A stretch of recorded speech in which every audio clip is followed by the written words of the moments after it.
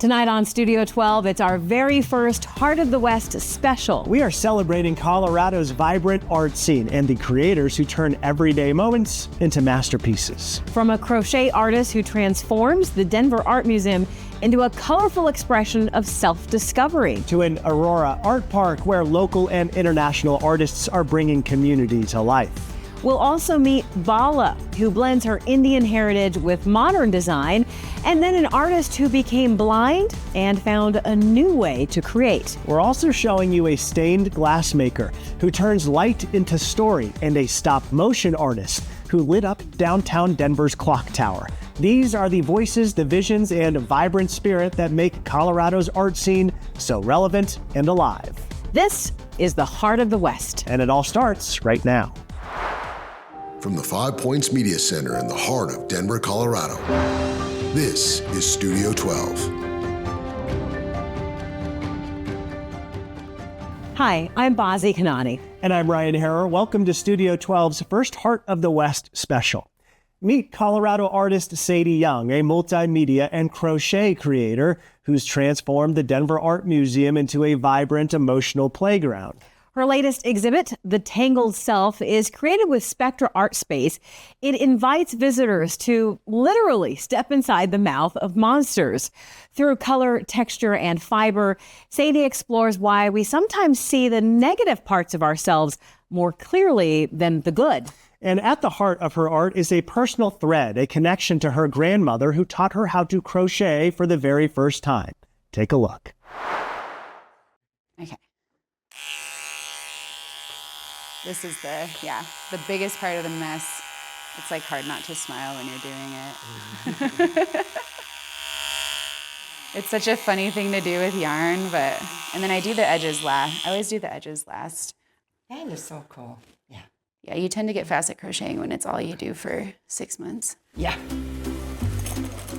Crocheting in and of itself it's like a puzzle, trying to figure out like how to make the exact shape. My name's Sadie Young. My grandma, Betty Young, she taught me how to crochet. I am Sadie Young's grandmother. Well, you crochet fast, Sadie.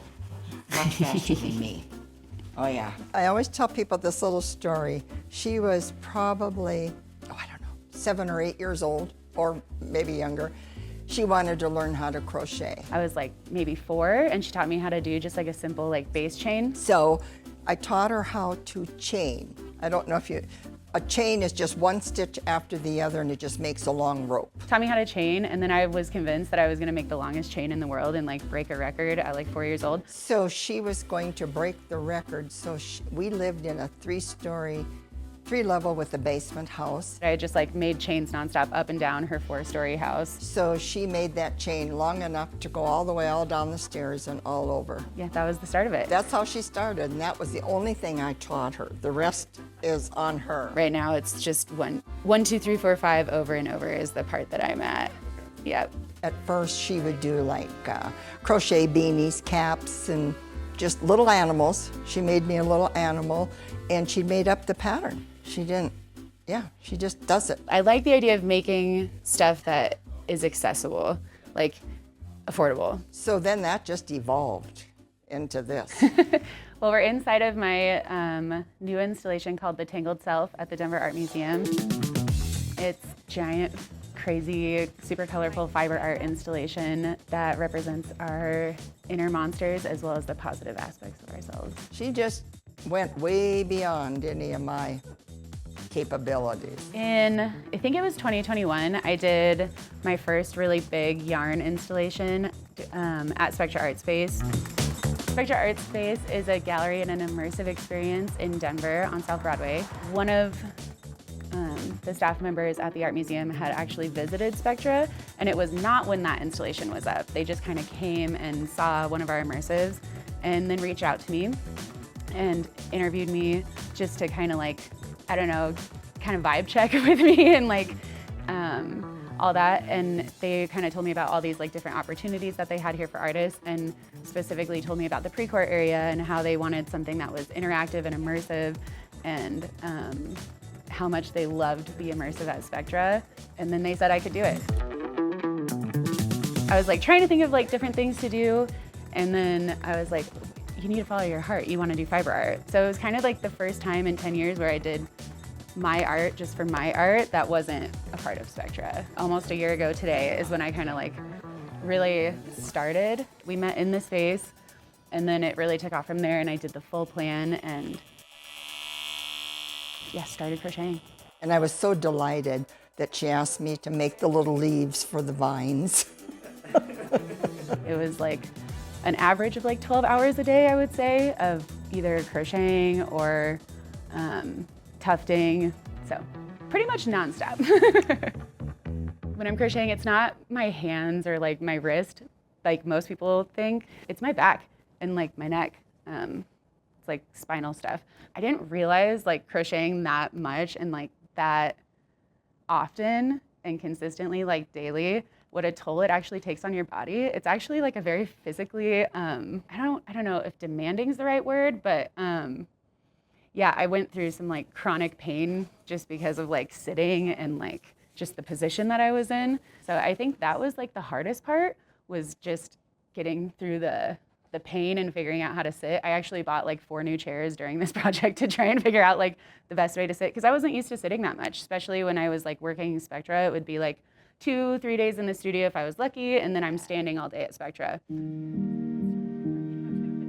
When I first started college, I was a psych major, so I did 3 years of psychology in college before I switched to art. That is really what inspired the concept behind this, and then personal experience too. I crochet monsters because there's a lot of freedom in crocheting a monster, because it doesn't have to look like anything specifically, and it's fun and it can be silly, and it's a silly way to represent something that can be dark. Like, they're named after what I was dealing with at the time in a way. So like when I was making Defeated the Dragon, I think there was like, I can't remember exactly, but I remember feeling defeated and then being like, okay, I'm gonna make a dragon. But I just remember feeling that feeling, and it's like a very human thing to like feel these feelings, and you're not alone if you feel them. It helped me like deal with it so much, just like making it, and I was like, oh, that wasn't so bad. I'm not defeated. I'm resilient. I can make it through this, you know? A lot of them were kind of like what I was dealing with at the time that I was making them, and that's where their names came from. My group from where I live all went, and they were just all amazed. When I build immersive experiences, whether it's this one or the ones at Spectra, I really want them to be accessible, and I really want them to be inclusive. I don't build these things for adults, for kids, for rich people or middle class or poor people, or like, I don't build them for specific people. I build them so that they can be interacted with or enjoyed by everybody. Her tangled self is very, it's just good. Makes people think. But in high school, I had this mindset that art wasn't like what you go to school for.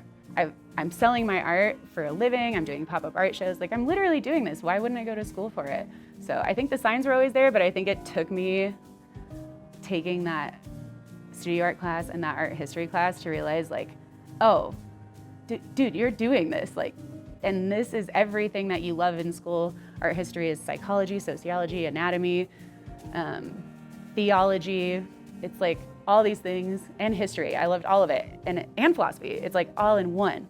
This is what you want to do. You're already doing it. She's my idol. Really, she is. I'm very proud of her. If people like come and then they're like, oh, I'm so inspired by like your immersive, like I'm gonna go home and like do something in my yard, or like the art here just made me want to go home and paint. It's like, that's amazing. So if we can inspire you to create in any capacity, because it is a very healing thing if you let it be, that's amazing. Conceptually, I hope that people come in and know that if they are feeling some of these like negative feelings, that they're not alone. And then maybe like icing on the cake, they feel like they are worthy or enough or resilient or or loved or any of those things that can just like, maybe they needed to hear that and then they leave feeling like they did. When you can do something you love and hopefully make a living at it, that's success. The Tangled Self exhibit is open right now at the Denver Art Museum. For more information, visit denverartmuseum.org. And for more information on Sadie and her work, you can go to her website at spectraartspace.com. Colorado's Front Range is home to a growing collection of public art. And at Hogan Park in the Aurora Highlands, a new art park is bringing local and international artists together to create something truly unique. We spoke with two of the artists, one from right here in Colorado and another all the way from Berlin, as they put the finishing touches on their collaborative installations. Here's more. My artist's name is Snyder. I am a mural artist from Berlin, Germany, and I'm out here to paint for the Aurora Highlands. My name is Kendall Kipley. All of my work is based on glaciers, ice, snow, and like the movement of water. And that's the imagery that I use to source my designs, but I also think, like conceptually, think that the idea of water and change in environment and how water changes a landscape and shapes it is a mirror to our inner world. And so a lot of my work includes like poetic statements, like in the other one it says, "Don't let me go." And in the tunnel we're standing in, it reads, "Fühlst du mich?" which is in German, "Can you feel me?" which is a phrase that is about the unmeasured energy that you feel when you experience an art installation or something that moves you. The first time I got approached was actually by Carla, who is the curator of all this. And she bought a print of mine. A couple of years later, Olivia Steele reached out to me. She knows my work from Berlin because she also has a studio there. And we always wanted to collaborate on a project. When she came here to install her art, it was clear that we could do that collaboration here in one of those tunnels. So the story of this tunnel is that Olivia came up with a phrase which is a quote by Robert Frost: "The only way out is through." And this became the theme of our project, reminding us that perseverance is key when you go through the challenges of life. We decided to make the message even stronger by painting all of the tunnel so that it becomes more or less an immersive experience. I love painting outside because I get direct response from people passing by. Whereas in the studio, you're all by yourself alone for hours and hours, and painting outside is much more fun to me. So the phrase says, "The only way out is through." And the other day, a man who lived here in this community passed by, a local, and said to me that whenever he does his work out here and he's running through the tunnel, this helps him keep going. So that's one of the things, one of the small interactions I like about this painting outside, that you really get to know what people think of your art. It's the first time I've painted an enclosed outdoor tunnel space, so fighting the elements of wind and cold and heat, and then you're also in the public, so you have interruption, but that also is the best part of it because you get to see how the art is affecting people as you're installing it. There were a lot of challenges doing this project. The weather, of course, it was very hot in between. I have to wear a full face mask all the time when painting. And the wind. The wind is probably the worst because it's channeled in the tunnel and you have much more wind in here, which is obviously bad for spraying.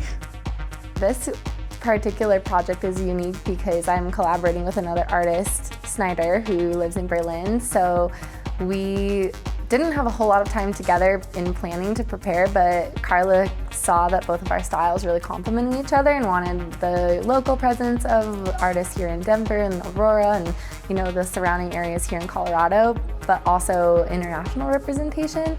And I think she really saw it as an opportunity to bring not only this community together, but different artists from around the world. The cool thing about traveling and painting is, for me, actually meeting people, meeting new people. And we are like, the street art community is a community. I can go wherever I want in the world. I will always find people who are like-minded, and I'm always able to connect wherever I go through my art.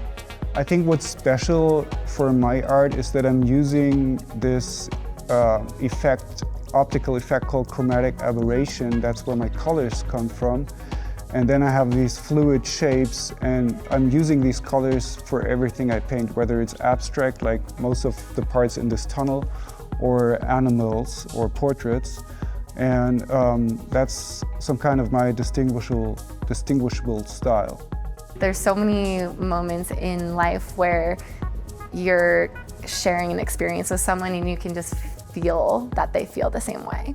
And it might be slightly different, but that's what makes us human and connects us. So this piece particularly is, especially being here in the Aurora Highlands, is about how do we feel about bringing this type of art park and this gallery, this international gallery, to a space that's accessible, public, and open daily to anyone who wants to visit. And you know, instead of telling people how to feel, it's more like, what does this make you feel? Also the fact that people get to see your art without having to buy a ticket for a museum or for a gallery. You know, they just walk the street and suddenly they, boom, see something that they didn't expect. And that's the power of street art, I think. There are more and more mural artists out there, and public art is something that's being more and more valued. And that's something I really like about it.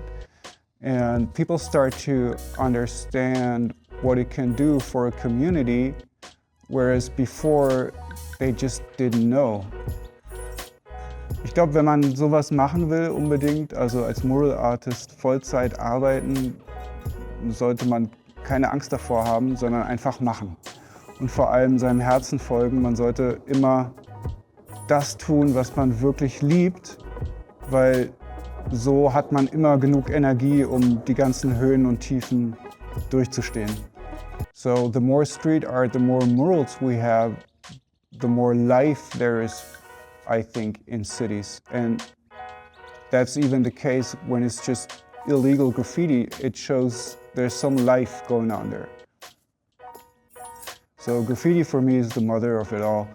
And if you look at this here, which is a curated art park, it has nothing to do with graffiti, but the good thing is you get to speak to broader audience of people when you do street art and murals as when you do graffiti, where it's just about your ego, basically.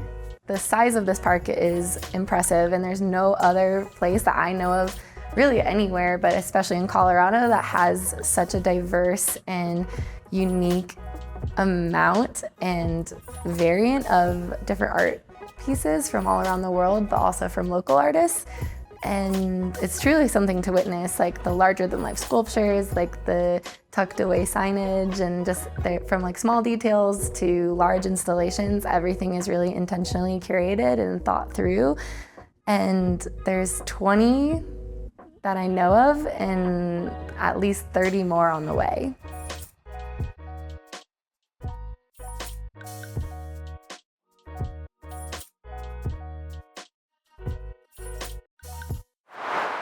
The Aurora Highlands 2-mile art park will continue to grow, adding more art structures, color, and creativity to the community, so be on the lookout for that. And remember that it's free to explore, so do bring a friend and take a walk through this one-of-a-kind art experience. To plan your visit or learn more about the artists involved, head to aurorahighlands.com. Now we go into a world where ancient tradition meets modern artistry. Bala, an Indian immigrant and artist of nearly 25 years, brings henna-inspired designs to life. Her textured acrylic paintings and ceramics are rich with culture, color, and the stories she's carried across continents. Here's Bala. So this is the same style as doing henna body art. And I'm doing this process called slip trailing, where I am piping liquid clay on clay to get textured lines. Hi, I'm Bala Tyagarajan. I am a full-time professional artist. I came to the US as an immigrant from Chennai, India, where I grew up, to pursue a PhD at Kansas State University. It confuses a lot of people because you don't hear a lot of artists who have a PhD. My background is wildlife diseases. Biology was the goal. Any other middle-class upbringing in an Indian household, you grow up with this idea of wanting to be a doctor, an engineer, or something where you establish a career, right? art is not seen as one of those. And actually, I didn't even know I could do art till I started painting. I love piping paint. The reason I started doing them is I grew up with this art that's called kolam in South India. Millions of Tamil women do it every day around the world. So my thought was wanting to do that on a canvas that I could hang by the entryway. And that's kind of how I fell into the art world. It felt like, oh, I could do more of this, taking a break from biology for a bit. It just took a life of its own. This is where my creativity is. It's not in cakes. And it's been 13 years. It's all discovery along the way. Honestly, like everything you see, I don't have a vision in my head when I paint, right? It's not about the steadiness of my hands. It's about how I can control my breathing. It's like I start with a blank canvas and where it takes me, it's unknown. So when I finish a painting, it's as new to me as it is to you seeing it for the first time. My main technique is grounded in how I can bring in my culture. So you see one of my paintings, it could be just henna, or if you know more about Indian stuff, it's kolam, or when you see a portrait, it's like, oh, it's a dancer or it's a bride. And so there are all these different points of connection that leads back to celebrating a culture. When I was back in academia, it's like, oh, you do lab work, you do field work, you do statistics, there's so many different things you do. But once you start doing art, there's the business side of art and then there's the creative side. But there's also this, you have to constantly keep evolving and do more. The masks in particular, I started doing them about the same time I started painting portraits, and it's nice because there's two different mediums, but they inform one another in how I create. Portrait series is a mixed media series. That's a new thing that I just started like a year and a half ago. And it is my way of showing the power of everyday women. In a sense, I never added labels to my identity in the past, but now it feels like I do have to, say, hey, I'm an Indian immigrant woman doing this, because it brings visibility, not just to me, but to also other underrepresented artists in the community, whether it's women artists or BIPOC artists, right? It's adding that extra voice to what I do. We can be anything we want.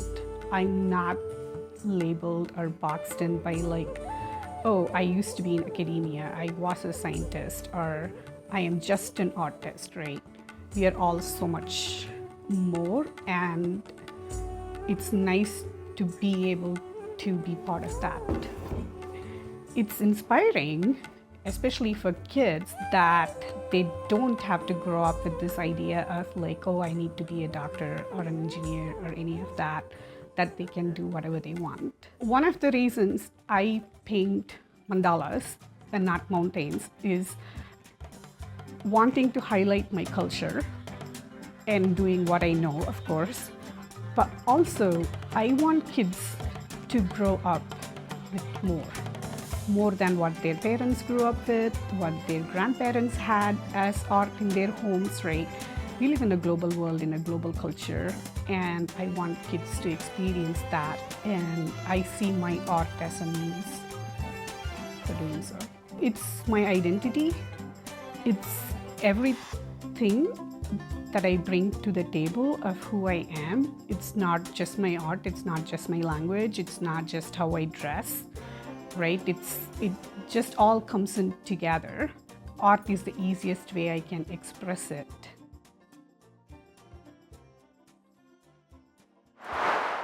And to find out more about this Colorado artist, you can go to artbybala.com, or you can find her on Instagram at artbybala. An exhibit in Colorado has made history. It's called Roots and Routes, the very first South Asian visual artist group shown in our state. For these artists, this is more than an exhibit. It's about representation, visibility, and community. From landscapes inspired by the Colorado Plateau to art tied to cultural traditions, these artists share their personal journeys through their work. Take a look. For me, light and shade and bright colors, beautiful colors are what inspire me. So this is the colored corn that you do get here in the US. These are part of a stream of landscapes that I have been doing. I started a series of landscape painting based on the Colorado Plateau. My career was in abstract. So behind me is one of my traditional Bharatanatyam dancer paintings. It's named after a goddess, and in this, the idea is that women are constantly on the move, but we move with grace because there's just so many things to handle, right? So that's what I'm trying to bring in this painting. Hi, I am Bala Tyagarajan. We are here for the opening night of Roots and Routes. It's a South Asian visual artist group show. This is the first time a group of us are getting together for an art show like this in Colorado. South Asians, we've been here for so long. It's just that the artists who are particularly visual artists and not performance artists have just been so disconnected. It's nice to have a community to get together and come together and be able to tell the broader community who we are and what we do. She had approached me during the Colorado Creative Industry Summit saying, I never see my community represented in spaces, and this is a problem. And I'm like, I agree with you. This is a huge problem. So essentially, after the conversation around what she was hoping to do in collaboration with the South Asian artist community that she was not seeing represented, I asked her what does she need, and she said she needs access to space and access to resources, and I said, with the space, I think I have you covered. I really couldn't figure out where my community was. And I lived in the suburbs, I had 2 children. And so for this to happen and to have the kind of artists that have come out, it seems from the woodwork, out of the woodwork, it's unbelievable to me to see this energy, to see people starting out, see people who have been doing things in isolation for a long time. This show is all about visibility, representation, and community. To me, representation is not just having 4 walls and somebody to put art on the wall, right? It's when people actually engage with one another, and art is a great means for that engagement. Because I kept thinking there must be a few other artists, because when I came here there was nobody, and I often thought to myself, I'm in a wilderness, because 40 years ago Colorado and Denver was a very different place. This is the first time we've come together as a community of South Asian artists. They're all wonderful people as well, so it's a lovely community that's expanded suddenly from just knowing 2 or 3 of them to more than 20. It's about the artist's journey, their identity and their experience, what they bring to Colorado and what they have been creating here. I was just so inspired to paint this because the Thanksgiving festival here kind of mirrors the Thanksgiving festival that we have back in India. We make offerings to the gods for a great harvest. And for all the good things that we receive. And I really found this mirrors that culture and that tradition. Personally, one of my collectors called my artwork as a sonar, that it brings me to people and it brings people to me. And this exhibit is like that, except it's bringing an entire community of South Asian artists to the broader Denver metro, and it's the same thing. We are hoping to get so many people to come in, look at the artwork, engage with it. Hopefully it sparks some curiosity and conversations and maybe lasting connections.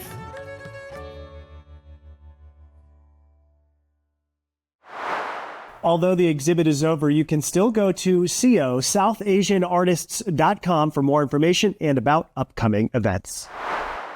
For most of his life, Trevor Hahn expressed his creativity through graphic design until a sudden loss of his eyesight in 2014 changed everything. But instead of stepping away from art, Trevor found a new way forward to continue his passion. Tonight, we meet the Colorado artist who's proving that true creativity knows no limits. Seem to have lost something I was working with. Oh, here it is. My name's Trevor Hahn, and I'm an artist and sculptor. I work under the name Trevor Hahn's Art Through Touch. Right now I'm working on a beehive. The hive is made of pan lids that, like for cooking, creating a ton of bees for it. So I used a nut for the head. I start with something and then I build off of it. What I'm doing now is just putting the front legs on the...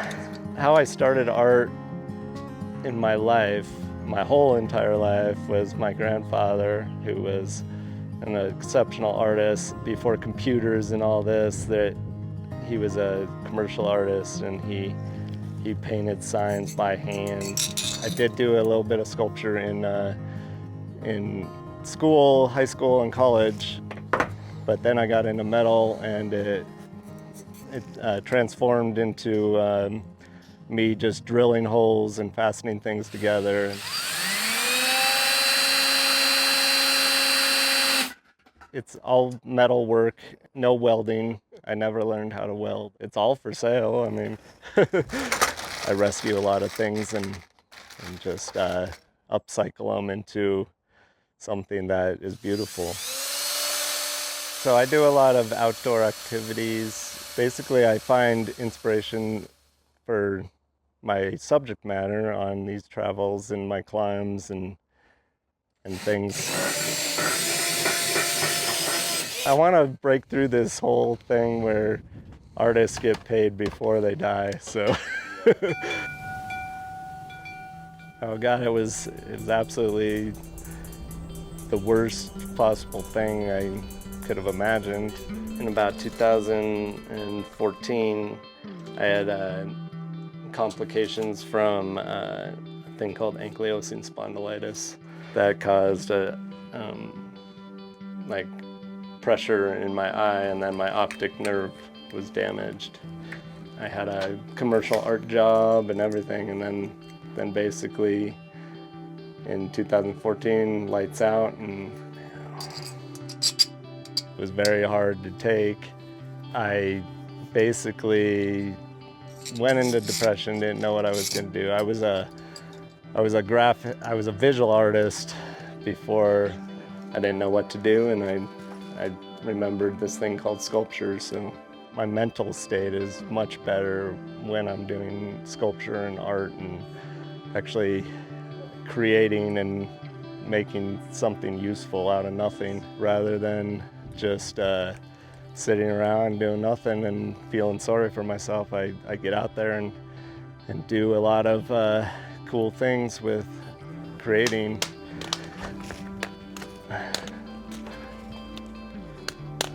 As I hit my head on I love to hear the joy on people's in their voices or whatever, and I hear the joy, and that makes me happy, and that basically makes me happy. I'm just trying to show people that if you do hit a barrier or whatever, you can continue on, and it can be done, and maybe other people will follow that are in the same situation.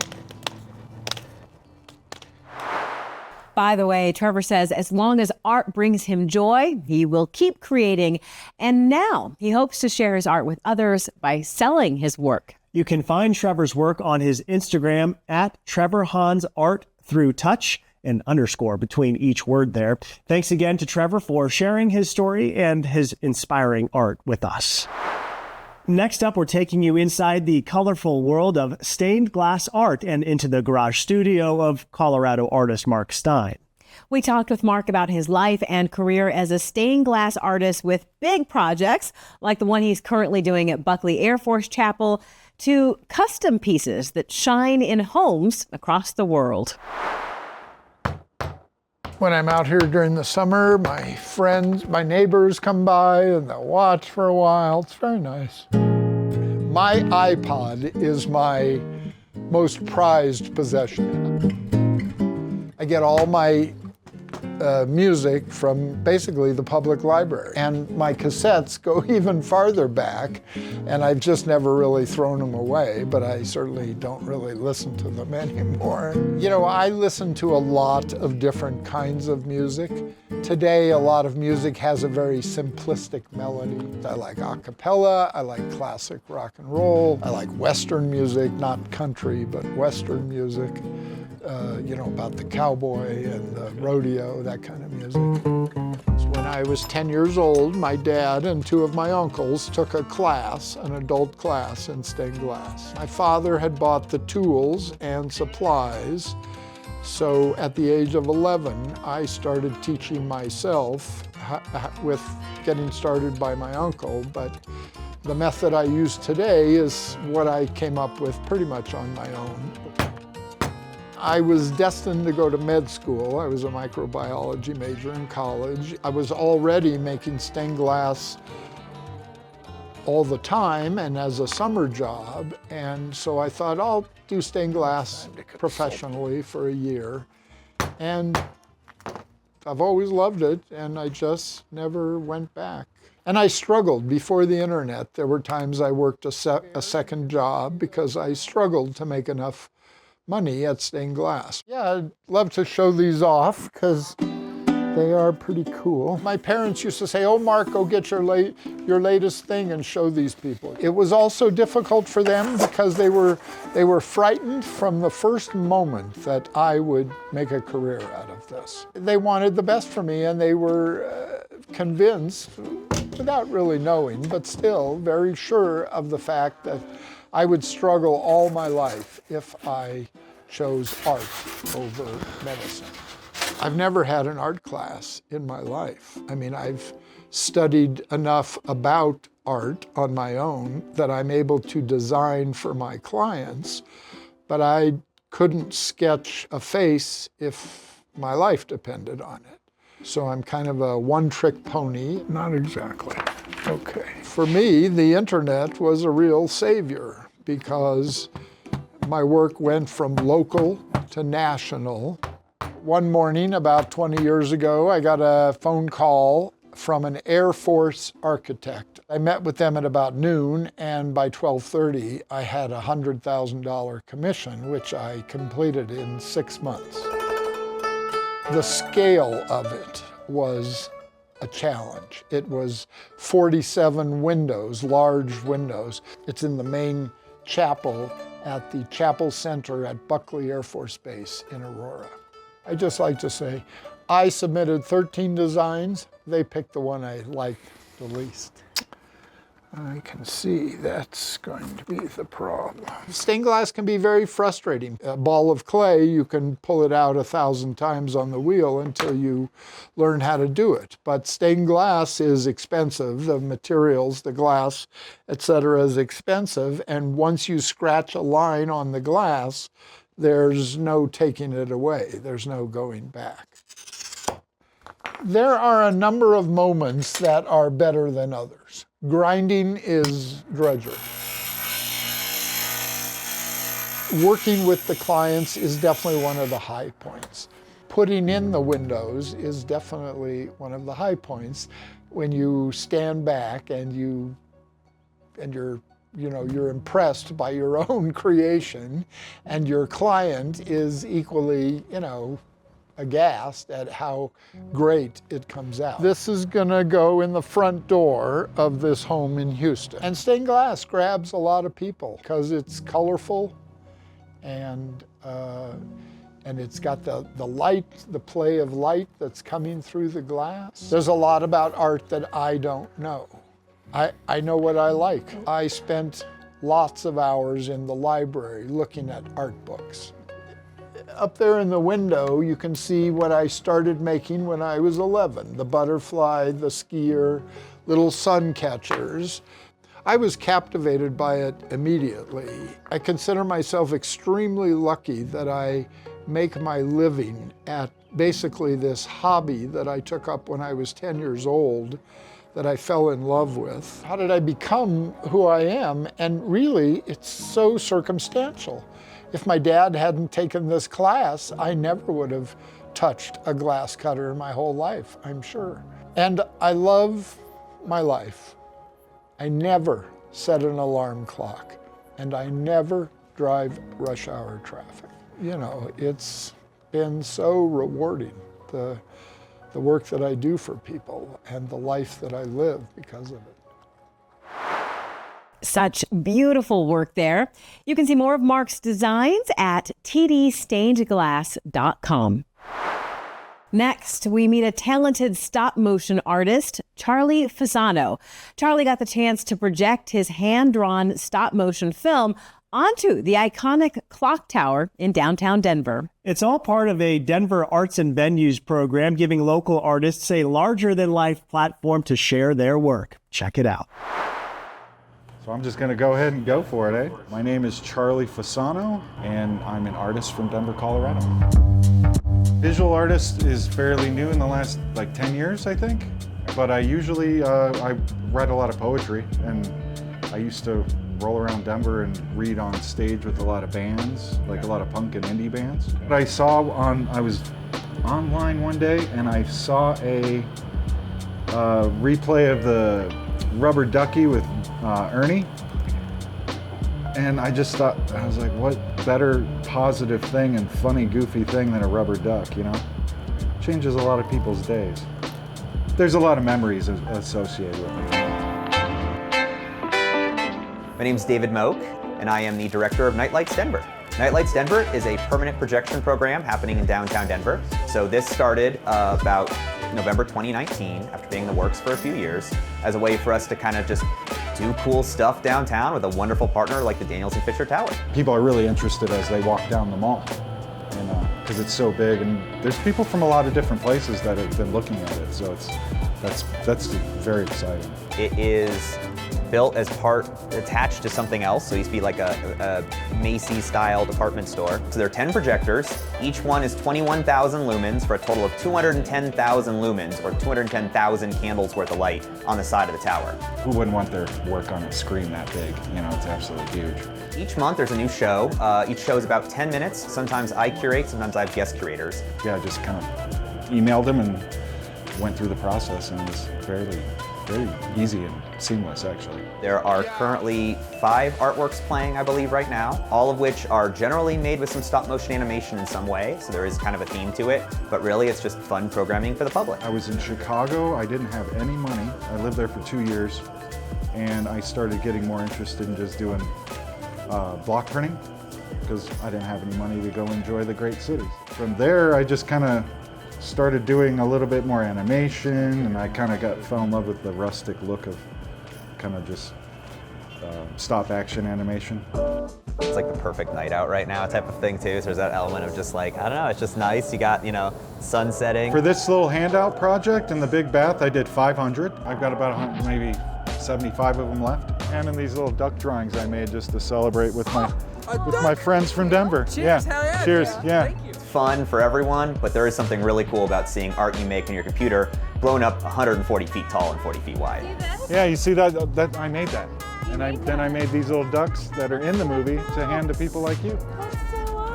If you're just walking down the mall, choose to walk over here versus, on 14th or something, I did the little film, and yeah, it's a program that it's called Nightlights Denver, and they take submissions from artists they project it up every month. Yeah, movies.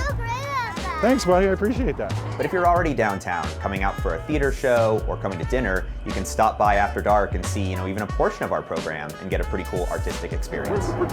It's right, you see that right at the top, those lights in that corner? Yeah, it's a lot of big, I'm Charlie.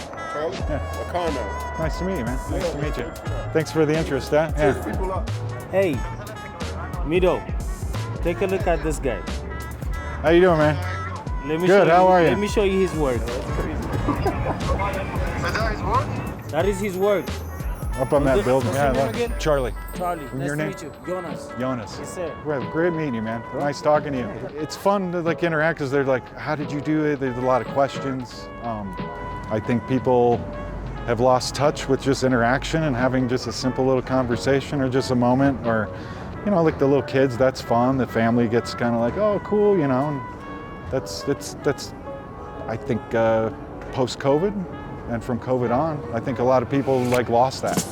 So anyone, whether they're a dancer, a videographer, an animator, you know, an illustrator that's learning animation, or even an artist that's always wanted to dabble into motion-based work, they can go to nightlightsdenver.com, reach out to me, social media as well, and I can send my packet that has information on how to, you know, move forward. Charlie's quirky short film featured rubber ducks, and it made a huge splash in Denver's public art scene. To learn more about Charlie and his work, you can go to walkoffhot.com. Dia de los Muertos is a holiday with lots of artistic traditions, and now we get to see some of it up close. We follow artist Cal Duran as he works on his Ofrenda installation at History, Colorado. It's in honor of the late Rita Flores de Wallace. Flores de Wallace was known as Denver's first lady of Mexican folk art, a teacher and storyteller who helped shape Colorado's cultural heritage. Now, through Cal's hands, her legacy continues. We caught up with Cal as he created this year's altar, blending his own indigenous and Latin roots with Rita's textile work in a powerful tribute that connects generations. Take a look. I grew up, my mom was adopted and my father was in and out of prison. So we didn't have this like grounding of a cultural presence, but I always had this longing of knowing where I come from. So art was a way for me to remember, like where I came from. I didn't go to art school. I didn't graduate high school. It was my senior year and they wanted me to go to a gym class, and it was 2 months before my graduation, and I was in art class all the time. I was winning awards with this organization called Scholastic Art and Writing Awards. My art got sent to New York, and I just knew I wanted to be an artist. So gym was just like, so they kicked me out, and I was like, okay, I'm not gonna go to art school, but I am just gonna keep creating. So I work with clay, and clay, I believe, holds all the memories of the earth. And it holds all the elements. It's earth, air, fire, and water. And I teach clay as well, and when I see that, when students create from clay, it's that intuition. It's that inner remembering of working with the earth. And so my art is really about honoring my ancestors, my identities. I'm Dr. Renee Fajardo. I am the director of the Metropolitan State University Journey Through Our Heritage program. So I was one of the very fortunate young people back in the day, and a young member of the Chicano Humanities Arts Council in the 80s, to come upon a teacher, our maestra Rita Wallace de Flores, who was one of the people that came to Colorado and really helped young Chicanos establish what Dia de los Muertos was and began teaching it. And Rita Wallace de Flores and the Luna boys, as we call them, from the pirate Bob Luna specifically, were really instrumental in bringing those traditions here to Colorado. Well, I met her probably when I was about 17. I was in at an organization called CHOC, Chicano Humanities for the Art Council, and also at a gallery called Pirate Art Gallery. And every year they did a Dia de los Muertos celebration, and you could make an ofrenda, an altar. It was extremely important that when she came, she brought a lot of the traditions surrounding the building of ofrendas, the traditions of the cuentos, the storytelling. So timelines kind of traveled, and then about 5 years ago, I met Renee, and she's just been a great advocate and just really a beautiful, kind, open-hearted person I've been learning from, and Rita was her teacher. So it was kind of this full circle moment. And Rita was, you know, kind of ailing and has dementia. She was in the hospital a few times, almost passed away. But she told me I'm not ready to leave the earth. I have one more student. And lo and behold, she was right. She had Cal. Cal is her last student, and she was iconic for her ojos tijos.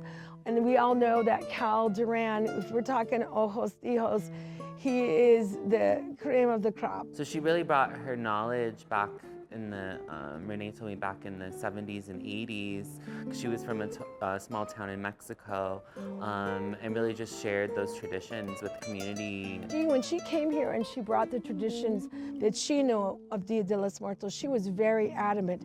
You have to understand that this holiday is a syncretic holiday. It's a woven mixture now of many people's traditions that have come together, and where they live is the way that they celebrate it, and there is no right or wrong way to really celebrate it. She was very, very intent upon us realizing that you come together as a community. It's a time to support each other. So she passed away on April 27th, close to the Day of the Children, Dia de Niño. When it came time to celebrate her life, Cal made her a huge altar. So she passed away April 27th, and then this is really just in honor to her and her legacy. There's also photos of other women in lineage. They're called the Corn Mothers that have passed away as well on the altar. The marigolds represent the ancestors. So they say when you smell a marigold, it's the food of the ancestors, it's the scent of the ancestors. That's why that's always represented. I've been creating ofrendas all over Colorado probably for the last 15 years. Probably 10 years ago, that was one of my first skeletons I created. And it survived. I wanted to give it wings as it's flying back home. And then these are all photos of Rita. An ofrenda is an offering, so meaning offering, but it's also an altar. I refer to as an ofrenda as a little pit stop, like a beacon of light. This is actually one of Rita's pieces. So she worked a lot with corn husks and crepe paper. She loved dolls, they're called muñecas. Up there is a big sacred heart. Me and my friend built about 10 years ago. It's all paper mache, and behind it is an ojo de Dios. That's a God's eye. And traditionally, Rita made those as well, and we made those together. Dia de los Muertos can really be celebrated by anybody. And why I say that is because we're all gonna die. You know, we're all on this universal chord of death and life. And I see Dia de los Muertos as a celebration of life and death as one. Muertos, we think it's just about honoring our ancestors and those that came before us and their hard work and their sacrifice, but the very core of it is gratitude. It's celebrated so differently, like in Mexico, in each puebla, they celebrate it differently. So it has deep roots in the Mexica roots, and it was celebrated, it was Michliantli, she's the goddess of the dead. Since colonization happened, it really moved on to like All Saints Day. But I was always taught it was 3 days, and November 1st is when all the little babies come and lead the procession. And November 2nd is really when we build the ofrenda. We like kind of build the bones of the ofrenda on the 1st, and the 2nd is really when our loved ones come and greet us. And then on the 3rd day is when we get to say goodbye. I think it's good that you know, that culture of Dia de los Muertos was brought into that forefront, and that kids are really recognizing that, and that it's not so taboo to talk about death, you know, and to really, you know, be grateful that we get to wake up every day and to really just give offerings that, you know, every footstep that we take is an offering, you know, for the ones before us. When I was younger, I think it was kind of a smaller pocket, but I think like with the commercialization of it too, it's gotten wider spread. But I think that's also a gift because I think people need to know more about it. I think we definitely are preserving traditions in a way because this is honoring Rita and her traditions of what she taught us. And I'm always kind of I have an open heart, and I think, you know, we can preserve, but also that kind of puts a lid on our traditions when I think we need to meet our community where it is now. And having it front and center here, you know, this is a community altar, so people could add messages to their loved ones. This isn't about Rita, this isn't just about the women on the altar, but it's really a connective thread to everybody. And that's really what I want to preserve in this, and I think that's what Dia de los Muertos is really about, is the connective thread within everybody. These are all messages I see that community has already offered. I believe Dia de los Muertos is every day, all day. We should celebrate, you know, the ones that have left this realm, because their memories are like seeds planted inside of us, and we get to just really share that with everybody we meet. Wow, how amazing that Cal was her last student, and obviously Rita, a pretty darn good teacher too. Incredible, and love those beautiful colors. For more information, you can go to historycolorado.org. What an incredible evening celebrating the artists who are expressing the soul of Colorado. Each one of them, from crochet and stained glass to paint, clay, and film, remind us just how much talent exists right here in our state. Their stories connect cultures, generations, and communities, showing us that creativity truly is the heartbeat of the West. And whether it's in a museum, a park, or a home studio, Colorado's artists continue to inspire us all to explore the beautiful art all around us and to celebrate the value it brings to our everyday lives. Thank you for joining us for this Studio 12 special presentation of Heart of the West. Remember, you can follow us on social media and YouTube for more stories that celebrate Colorado's creative spirit. I'm Bazi Kanani. And I'm Ryan Harrer. Thanks for joining us. We'll see you next time.